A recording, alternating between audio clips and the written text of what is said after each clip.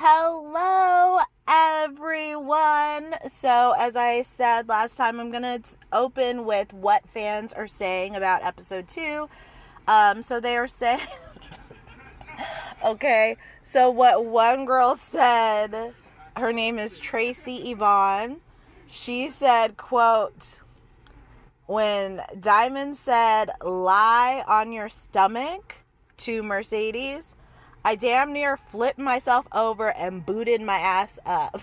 Like, one of the funniest or funnest things about P-Valley is that, like, Diamond / Tyler Lepley's sexiness, it's undisputed. If you don't think that man looks good, then something is going on with you. Something very wrong. Right? Because, like, you don't know what taste is. You ain't got none.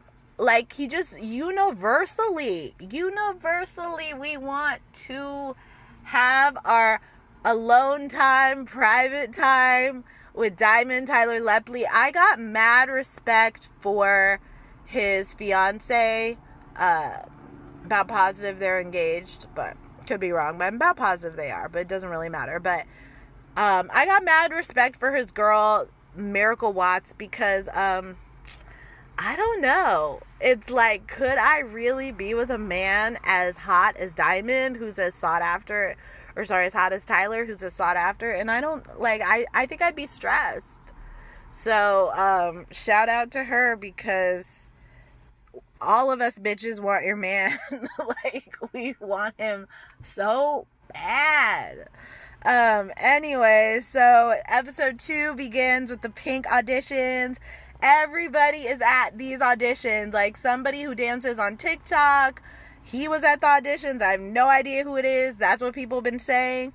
And it's at these auditions that we get to meet Miracle Watts. So when I see Miracle Watts, aka Big Bone, the moment I saw her, I had a crush on her. And I knew that she is Tyler Lepley's future baby mama. I had an instant crush on her. Katori says that it's Miracle's TV debut, and they found her online. A YouTuber named Bondi Blue, she said that Miracle looks like a mix of Trina and Princess Love. And I agree. I can see that after you hear that. But it don't matter who she looks like a mix of. Like, Big Bone, Miracle Watts is a bad bitch. Like, I really enjoy looking at her. I would want to put a baby in her too. So we got, like, one of the hottest, sexiest men on TV with one of the baddest bitches on TV. I'm here for it. Go ahead and have however many kids y'all want to, like, because we need more good looking people in this world. So Mercedes, she really does look gorgeous in her afro wig and her suit that she's wearing at the auditions. She's in charge of picking the dancers. And so Mercedes chooses Whisper, the vampire stripper. I might call Whisper the vampire sometimes because of her color contacts. And she has fair skin, like light skin, light hair, light eyes. There's too much going on there for me. And, like, it's not sexy for me. It makes her stand out, but I might call her a vampire. So it looks like, let's see. And then Mercedes picks Roulette. She's a petite dancer, and she's from the TV show Snowfall. I've never seen Snowfall, but it seems like fans really liked her on there, and they're excited to see her on P-Valley.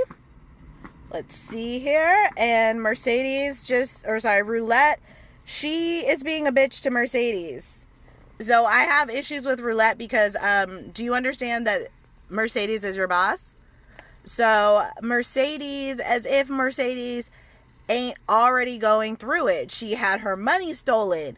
She is there pretending that her vibrator is Maine. She's, shot Montavious. Like, I wouldn't be mad if Mercedes throws hands at Roulette and that Roulette gets slapped by Mercedes at the bare minimum. Mercedes can fight, I think, and probably, especially if you piss her off enough, and she's the HBIC, so Roulette shouldn't try her. Then we have Haley interrupting Mercedes announcing the bitches that they're choosing to say that she wants Big Bone, who cannot dance. But she says, Autumn says that Big Bone is so hot, like, she's going to be good for serving drinks. I completely agree with Autumn. A bad bitch, like, sometimes it's fun. Like, if you got, like, a hot waiter, hot bartender, you want to go to that spot. So, I agree. I agree with Autumn's choice. So then, Corbin, he still wants to sell the pink so he could open a casino. Casinos, they have to be on the water when they're in Mississippi. So he wants a casino. He has to get the property that the pink is on, or sorry, the land that the pink is on. And if Clifford were smart, somebody else said this, if Clifford were smart, she would go ahead, sell the pink for $10 million with Autumn, and then take that money and open a new pink somewhere else. And I'm like, it's so funny. As a viewer, you don't even think about that. You're just like, I don't want the pink to close. Like, that's all you're thinking as a viewer, which is stupid. Because when you think about it, it's like, nah, you could open a new spot with $10 million. But we already know that Uncle Clifford is going to be taking her millions and spending that shit on shoes, bags, hair, makeup, clothes, nails. So there ain't gonna be no money left for the pink, because one thing Uncle Clifford knows how to prioritize is her looks. Okay, she will always be serving, and then like bills, like she's like, what bills? I look good. That's all that matters. So Corbin tells Uncle Clifford happy 40th birthday. And so when Corbin tells Uncle Clifford happy 40th birthday, because Autumn decides to open, or Haley decides to reopen the pink on Uncle Clifford's birthday. And when Corbin says happy 40th birthday to Uncle Clifford, this shows us how close that Corbin and Uncle Clifford are. Because how else would Corbin know the date of Uncle Clifford's birthday and how old Uncle Clifford will be? So I love that they prove how close they are by that simple happy birthday. However, I don't feel that I needed to know how old Uncle Clifford is, because we don't know how old anybody else is. So I just don't really know why Corbin had to be like happy 40th. Like, I don't know. I'm bothered. Like, I kind of loved it being a mystery. I kind of like it being a mystery, not knowing how old these people are. I'm weird like that. So I just didn't really see the point in us learning Uncle Clifford's age. But maybe it will serve more of a purpose as the season goes on. Okay, so Derek wants to press charges against Diamond. Now, you got to remember the timeline of all this shit. Now, Diamond and Derek, they were throwing hands 5 months ago. And Derek wants to press charges now. And I know that the pandemic ravaged Chucalissa, ravaged everywhere, but Derek wanting to press charges half a year later shows that he doesn't let anything go. It shows how angry and how bitter and how dangerous he is, because he has nothing going for him. So he goes after other people to feel powerful. The man is a head case. He is like, I mean, imagine like violent, angry, has nothing, like all he has to do all day is just simmer and be mad about something. Like, he is such a disaster. So also, if I'm going to talk about Derek, I want to apologize. Last season I said that Derek is ugly, and I think I took it too far. So I just want to apologize. So I'm going to call my own self out. Now, the actor who plays Derek, he ain't met me. He don't want to fuck me. So I don't really need to be talking about, like, if I find him attractive or not. I was so caught up. I was so disgusted by him. I was like, he's ugly. You know, I was like, he's not even cute. And I take it back. I take it back because it was fucked up of me to say. I don't need to find him attractive because we ain't in a relationship. You know what I mean? And it was just rude. It was petty. It was wrong. I'm gonna call myself out for that. I've been feeling bad about it because I was like, I cannot stand his character so much. And Keyshawn is so much better looking than him that I was like, he's ugly. He's not even cute. And it's kind of like we know that it was between Derek and Diamond. So of course you're gonna be like, this man is not at Diamond level hot. But it was wrong of me. So I hope that he will forgive me. I have to laugh because he ain't never heard probably a single episode. He's like, this bitch is stupid. And what I will say is he has a good head of hair. He has a very good head of hair. So I'm gonna say that. You know what I'm saying? I take back what I said. And he has a full head of hair, and some of these guys be losing their hair as a teenager. So like, it's good that he grew that shit out. Like, work your shit. Because I don't need to be like, I'm a fan, but I don't need to get on like psycho fan level and be talking shit about him like that because he's playing a character. Like, I need to relax. So then Patrice lets us know that the blessings reside at her church. And I think that Patrice is doing some good scamming because she has money for a commercial. And Patrice is just having money for a lot of things these days. And I don't put scamming past her ass. So I think she's probably doing some scamming. Uncle Clifford is crying about not having dick for 5 months, and it had me laughing my ass off. So Murda, like, Uncle Clifford is there crying about not having, sex, and then Murda shows up to Clifford's house to apologize to Uncle Clifford before going on tour, and that's what Lil Murda is all about. Lil Murda does not do any type of plans whatsoever, any type of like working with your schedule. Lil Murda will always roll up all the time, whether it's at the Pink in Uncle Clifford's car or with Uncle Clifford's grandma's house, like in his house. Like, Lil Murda is always just gonna show up. Like, and honestly, I don't mind it because it's like, I think if I was into a guy and he was just like popping up, like, I wouldn't, like, it depends on the person, right? There's some guys, let's be real. Diamond, for example, you don't gotta ever call me first. Are you kidding? So, that's what Lil Murda does. But in all fairness, like, Uncle Clifford has ghosted Lil Murda, so it's not like Lil Murda can coordinate a time to say goodbye and apologize to Uncle Clifford in person. So Lil Murda is madly in love with Uncle Clifford, and Uncle Clifford is stronger than I am because Uncle Clifford is there crying about not having sex, and then as Uncle Clifford's grandma said, like, hello, Amazon just brought you some dick. And so it's like Uncle Clifford is still withholding. And I would just go ahead and fuck Lil Murda if I was Uncle Clifford for my birthday.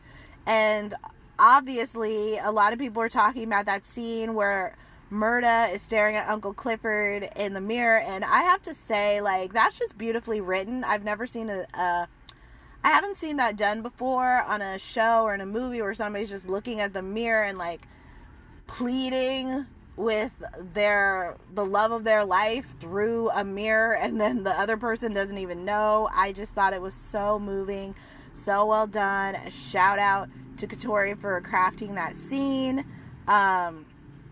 And I also like that Uncle Clifford has her hair done and her makeup done, her eye makeup, all that, lips, everything is done when Lil Murda is looking at her, because how many times do we run into somebody looking like we just crawled out the sewer? So it was like perfect timing for Uncle Clifford. Because, like, whenever I run into somebody, like, they're lucky if I even got a bra on, to be honest. Like, I just be looking so bad. So Derek discovers that Keyshawn went to the Stowe, and Keyshawn has yet another black eye. So Keyshawn tells Derek that Diamond was yelling at her at the Stowe because, Derek is upset that she saw him. And so now she has to be like, well, the, interaction that we had wasn't good. And so then Derek loses his mind. He calls the store and tries to get Diamond fired. And it's like, the amount of rage that Derek has, it's just like, I was really, really, really uncomfortable. We all were uncomfortable. Keyshawn, you in danger, girl. I don't like... You know, the P-Valley writer said that our hearts are going to break for Keyshawn this season. They're already broken. They're already broken. I don't know what Keyshawn has coming for her, but I'm scared. And please, like, I already feel traumatized. Derek is crazy. It's like I almost just want to cry, like, thinking about these men out here doing this. It's just, and then these bitches gotta fuck them and pretend that they want to be with these people that they're scared of. It's just, it's a lot. It's a lot going on. And I like that, again, we are being shown all of this shit. They aren't sugarcoating it. We aren't just hearing about, you know, we're just seeing how shitty that type of a relationship is. Because some people in those situations, they try to act like everything is great except for when they're getting their ass whooped. And it's like, nah, you see how Derek is. Nothing's great. Everything's just an accusation, or just you're being questioned and you got to deal with some shit. Like, that's not great. It's not a great relationship. So, you know, Derek is there trying to get Diamond fired. He's just jealous that Diamond has a job and his dumb ass don't got a job.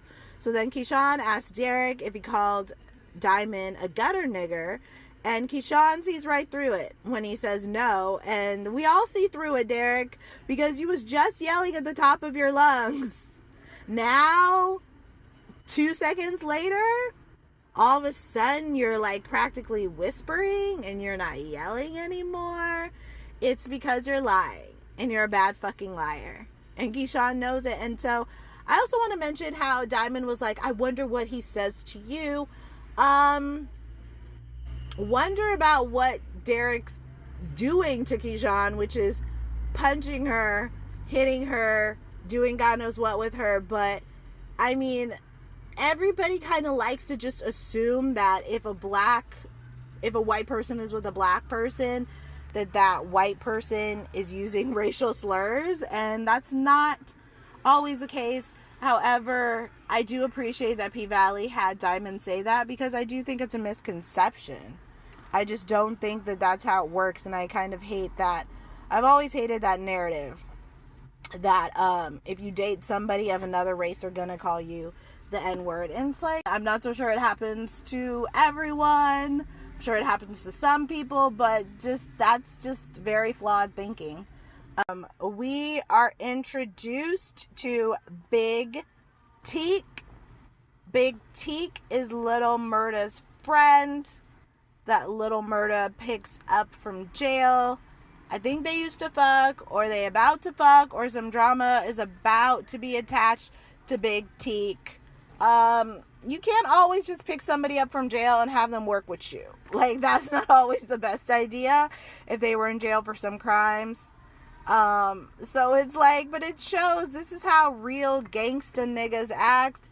This is how ghetto people act. Like, they're not exactly thinking about how their associations can be impacting what happens with them. I love that Lil Murda's trying to look out for his boy, but like, it's also very problematic too, because this boy has history. That's why he was in jail in the first place, right?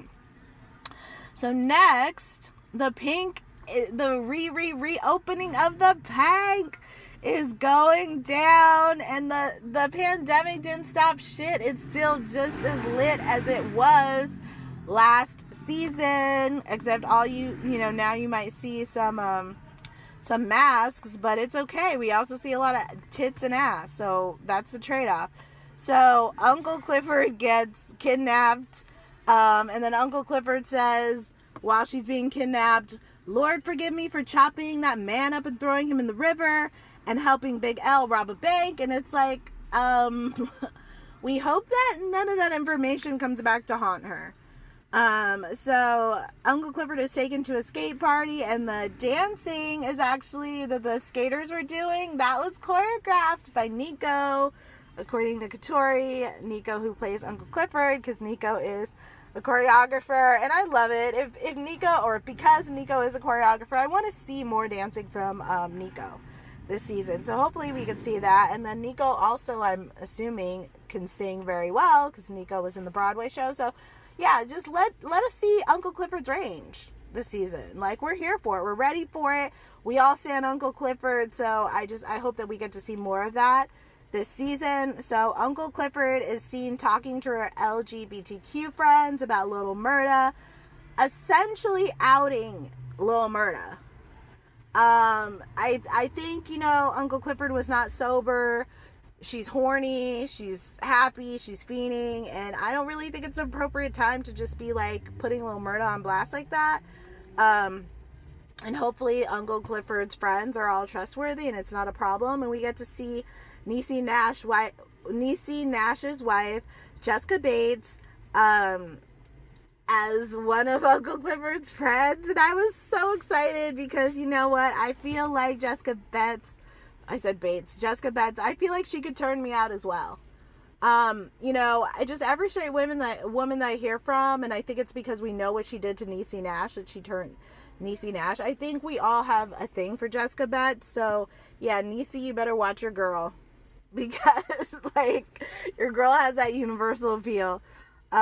So Uncle Clifford got some head at her birthday.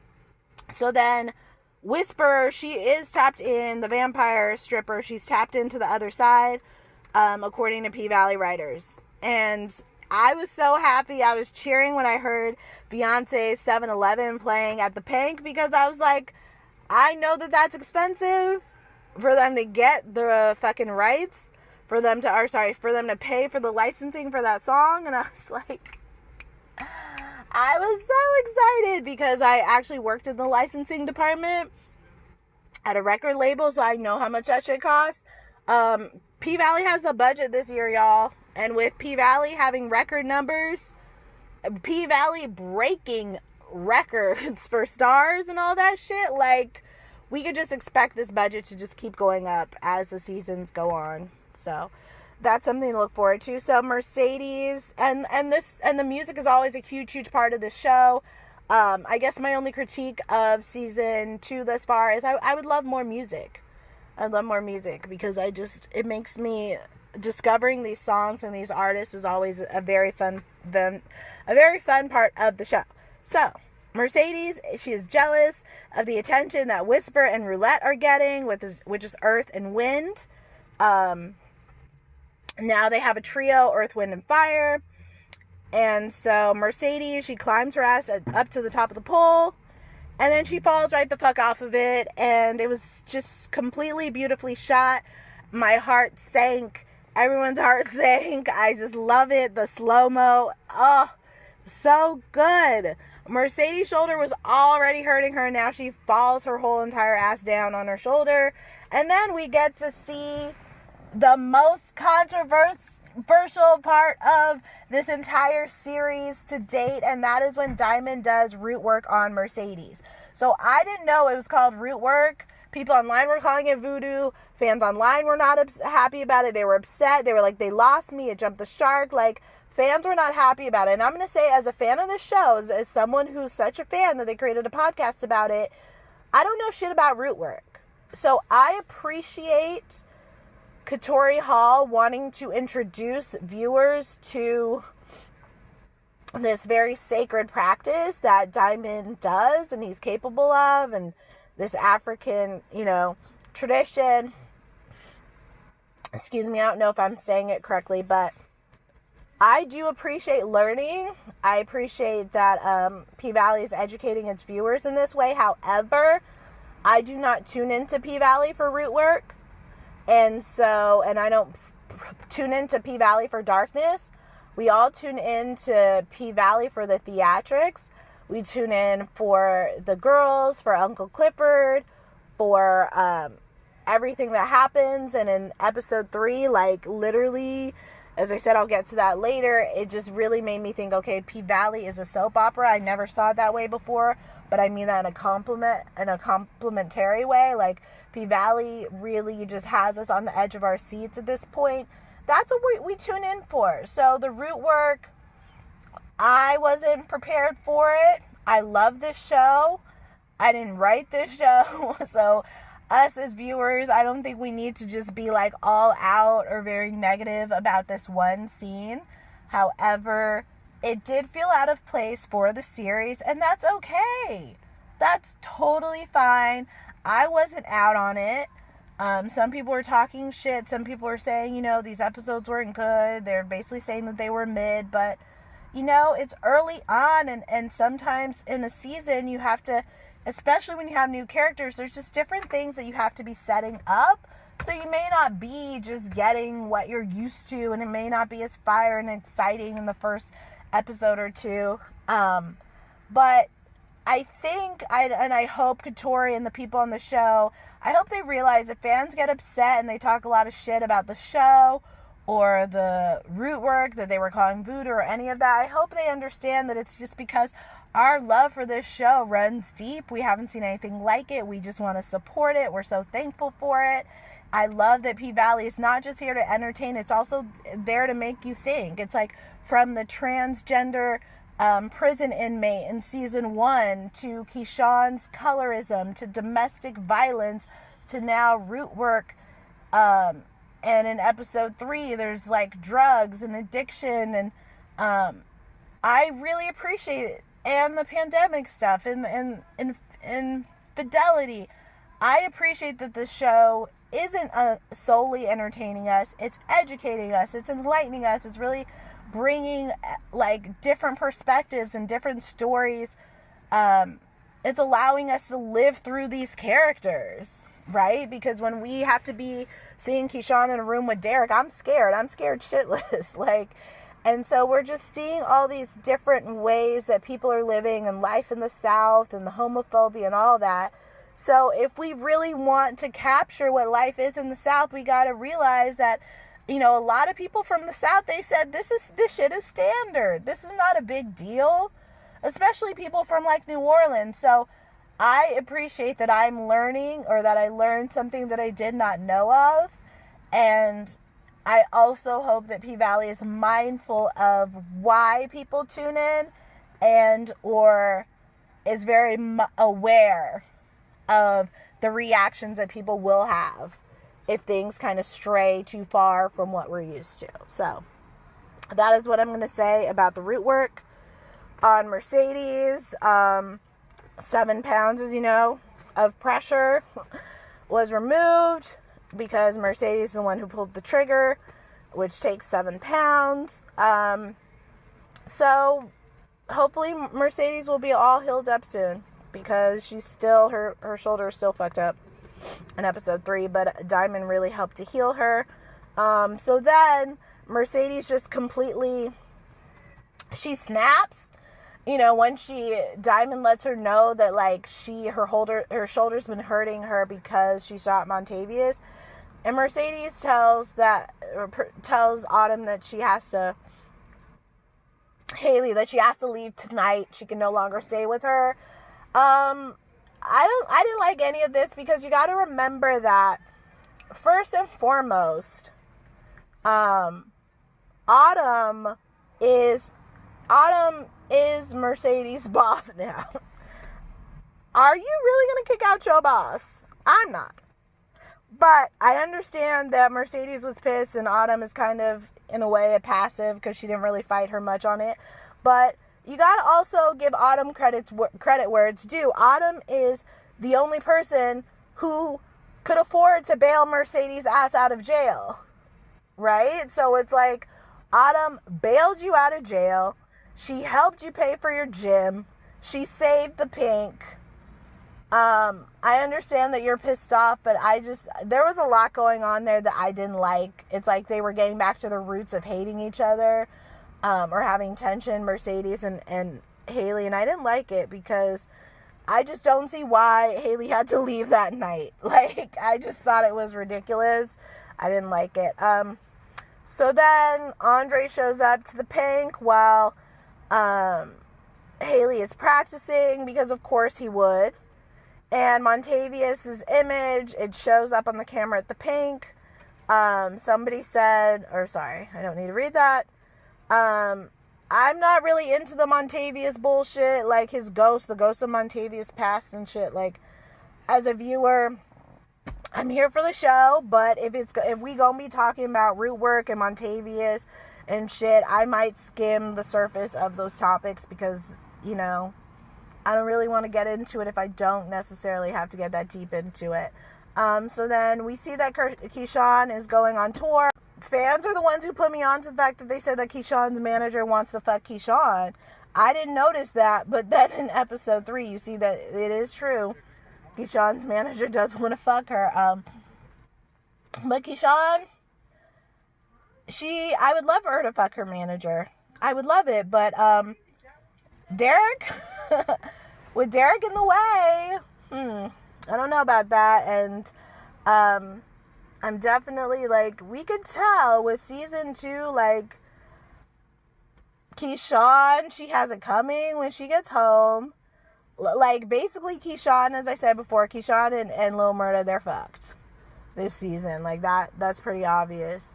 And also, other people are also fucked, which I will get into after episode 3, but that is what I got to say about episode 2. So I recorded,